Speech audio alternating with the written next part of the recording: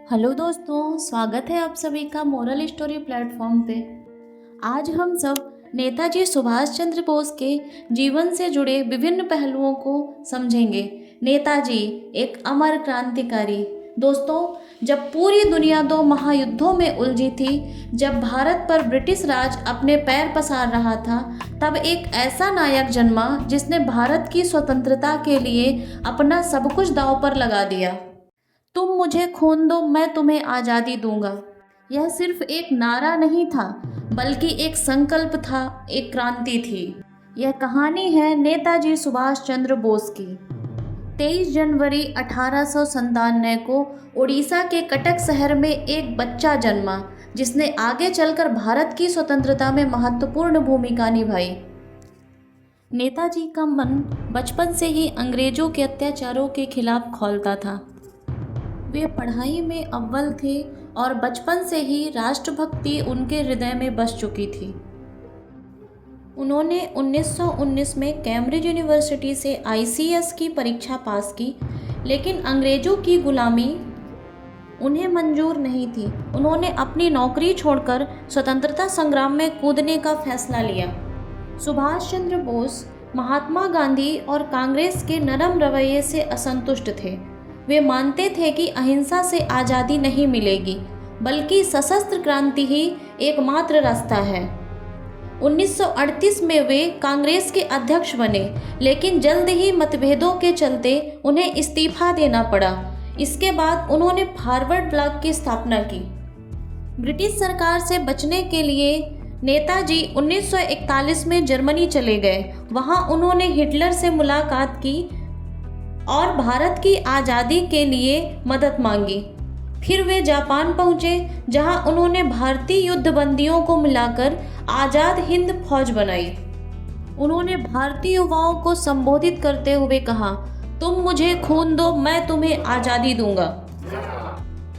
उनके इस आह्वान पर हजारों युवाओं ने आज़ाद हिंद फौज में शामिल होकर ब्रिटिश सरकार के खिलाफ युद्ध छेड़ दिया। नेताजी की आज़ाद हिंद फौज ने सन 1944 में भारत की सरजमी पर कदम रखा। उन्होंने इम्फाल और कोहिमा में ब्रिटिश सेना पर जबरदस्त हमला किया। हालांकि संसाधनों की कमी और जापान की हार के कारण यह अभियान असफल रहा, लेकिन नेताजी के प्रयासों ने भारतीय स्वतंत्रता संग्राम को नई ऊर्जा दी। 18 अगस्त 1945 यह वह तारीख है जब नेताजी की मृत्यु का रहस्य गहरा गया। कहा जाता है कि ताइवान में एक विमान दुर्घटना में उनकी मौत हो गई, लेकिन कई लोग इस पर विश्वास नहीं करते। कुछ कहते हैं कि वे सोवियत रूस चले गए, तो कुछ मानते हैं कि वे गुप्त रूप से भारत लौटे। नेताजी भले ही हमारे बीच नहीं हैं, लेकिन उनका जोश, उनका संघर्ष और उनका बलिदान हमेशा जीवित रहेगा। आज भी उनका नाम सुनते ही हर भारतीय का हृदय गर्व से भर जाता है। अगर वे जीवित रहते तो शायद भारत का इतिहास कुछ और ही होता। नेताजी भारतीय स्वतंत्रता संग्राम के सबसे करिश्माई, रहस्यमयी और प्रभावशाली नेताओं में से एक थे। उनके जीवन में ऐसे कई क्षण आए जो न केवल ऐतिहासिक थे, बल्कि बेहद रोचक और प्रेरणादायक भी थे। लेकिन इतिहास की किताबों में उनके कई अनोखे प्रसंग दर्ज नहीं किए गए। यहाँ हम आपको नेताजी के जीवन के सबसे अनोखे, रोमांचक और निर्णायक क्षणों की यात्रा पर ले जाएंगे। ये घटनाएं उनकी असाधारण नेतृत्व क्षमता, अटूट संकल्प और अदम्य साहस को उजागर करती हैं, जो उन्हें एक साधारण स्वतंत्रता सेनानी से कहीं अधिक बनाती हैं। ऐसी ही पहली घटना है जब नेताजी ने ICS की नौकरी ठुकराई और पिता से टकरा गए। नेताजी के पिता जानकीनाथ बोस एक प्रतिष्ठित वकील थे और चाहते थे कि उनका बेटा सुभाष ब्रिटिश हुकूमत में एक बड़े अधिकारी के रूप में कार्य करे।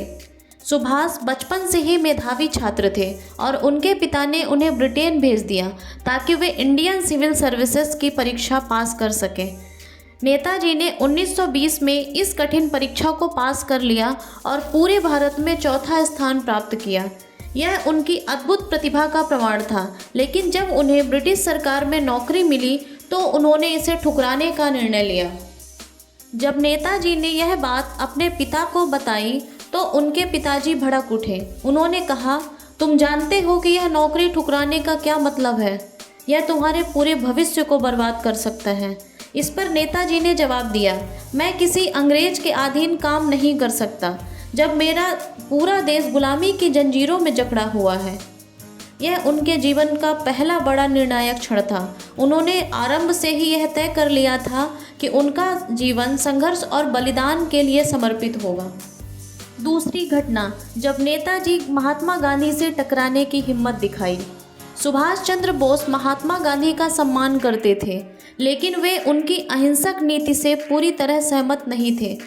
1939 में जब उन्होंने कांग्रेस का अध्यक्ष का चुनाव लड़ा तो गांधी जी ने उनके विरोधी पट्टाभी सीतारामैया का समर्थन किया। इसके बावजूद सुभाष चंद्र बोस ने चुनाव में गांधी जी के उम्मीदवार को हरा दिया और कांग्रेस के अध्यक्ष बने। यह एक ऐतिहासिक घटना थी क्योंकि गांधी जी के प्रभाव के बावजूद सुभाष ने स्वतंत्र रूप से चुनाव जीता था। लेकिन जल्द ही उन्होंने महसूस किया कि कांग्रेस के अंदर भी कई लोग उनके खिलाफ हैं। गांधी जी के समर्थकों ने उन्हें अध्यक्ष पद से इस्तीफा देने के लिए मजबूर किया। तब सुभाष चंद्र बोस ने कहा, अगर कांग्रेस गुलामी की जंजीरों को तोड़ना नहीं चाहती तो मैं खुद अपने तरीके से आज़ादी की लड़ाई लड़ूंगा। यह उनके जीवन का दूसरा सबसे बड़ा मोड़ था। उन्होंने कांग्रेस छोड़ दी और फॉरवर्ड ब्लॉक नामक एक नया राजनीतिक दल बना लिया। ऐसी ही तीसरी घटना है जब नेताजी ने अंग्रेजों को चकमा देकर भारत छोड़ा। 1941 में ब्रिटिश सरकार ने सुभाष चंद्र बोस को नज़रबंद कर दिया क्योंकि वे उन्हें एक बड़ा खतरा मानते थे। लेकिन नेताजी ने जो किया वह किसी फिल्मी कहानी से कम नहीं था। उन्होंने अपनी पहचान छुपाने के लिए मुस्लिम पगड़ी पहन ली और खुद को एक पठान व्यापारी बताकर पुलिस की आंखों में धूल झोंक दी। वे काबुल होते हुए रूस पहुंचे और फिर वहां से जर्मनी के लिए रवाना हुए। इस यात्रा के दौरान कई बार ऐसा हुआ जब ब्रिटिश एजेंट उनके पीछे थे, लेकिन नेताजी की बुद्धिमत्ता और साहस ने उन्हें बार बार बचा लिया। ऐसी ही एक चौथी घटना है जब नेताजी ने हिटलर से मुलाकात की। नेताजी जब जर्मनी पहुंचे तो उन्होंने एडोल्फ हिटलर से मुलाकात की। हिटलर ने नेताजी का सम्मान किया, लेकिन उन्हें भारत की आज़ादी के लिए तुरंत सहायता देने से इनकार कर दिया। हिटलर ने सुझाव दिया कि भारत की जनता अभी स्वतंत्रता के लिए तैयार नहीं है। नेताजी ने जवाब दिया, अगर भारत की जनता तैयार नहीं है तो मैं उन्हें तैयार करूँगा। यह उनकी जोश और जुनून से भरी मानसिकता को दर्शाता है। उन्होंने जर्मनी में फ्री इंडिया सेंटर की स्थापना की और वहां से भारतीय युद्धबंदियों को संगठित करके आज़ाद हिंद फौज की नींव रखी। ऐसी ही पांचवी घटना है जब नेताजी ने 40,000 सैनिकों की सेना बनाई। जब नेताजी जापान पहुंचे तो उन्होंने रास बिहारी बोस से मुलाकात की और आज़ाद हिंद फौज की कमान संभाली। उन्होंने लगभग 40,000 भारतीय सैनिकों को संगठित किया और ब्रिटिश सेना के खिलाफ युद्ध छेड़ने का निर्णय लिया। उन्होंने दिल्ली चलो का नारा दिया और उनकी सेना ने बर्मा से भारत में प्रवेश किया। यह भारतीय स्वतंत्रता संग्राम के इतिहास में सबसे साहसी कदम था। उनका मंत्र था, तुम मुझे खून दो मैं तुम्हें आज़ादी दूंगा। इस मंत्र ने उनकी सेना में जोश भर दिया। ऐसी छठवीं घटना है जब नेताजी का विमान दुर्घटनाग्रस्त हुआ, लेकिन इसकी सच्चाई क्या थी? 18 अगस्त 1945 को नेताजी का विमान ताई होकू, जो वर्तमान में ताइवान के नाम से जाना जाता है, में दुर्घटनाग्रस्त हो गया। आधिकारिक रूप से यह कहा गया कि उनकी मृत्यु हो गई, लेकिन क्या यह सच था? आज भी कई लोग मानते हैं कि नेताजी जिंदा थे और वे गुप्त रूप से भारत लौटे थे। कई गुप्त दस्तावेज बताते हैं कि नेताजी रूस चले गए थे और वहां से गुमनाम जीवन जी रहे थे। कुछ लोग यह भी मानते हैं कि वे गुमनामी बाबा बनकर भारत लौट आए और उत्तर प्रदेश में बरसों तक रहे। उनकी मृत्यु अब तक रहस्य बनी हुई है और यह इतिहास का सबसे बड़ा अनसुलझा सवाल है। नेताजी का जीवन एक रोमांचक उपन्यास जैसा है, एक ऐसा उपन्यास जो देशभक्ति, साहस और रणनीति से भरा हुआ है। उन्होंने जो किया वह कोई और नहीं कर सका। वे न केवल अंग्रेजों से लड़ रहे थे, बल्कि भारत की स्वतंत्रता के लिए दुनिया के शक्तिशाली देशों को भी चुनौती दे रहे थे। आज भी उनकी गूंज सुनाई देती है, दिल्ली चलो, तुम मुझे खून दो मैं तुम्हें आज़ादी दूंगा। अंत में हम यह कह सकते हैं कि नेताजी के बलिदान को कभी भी भुलाया नहीं जा सकता। वे सिर्फ एक नेता नहीं बल्कि एक प्रेरणा थे, एक क्रांति थे।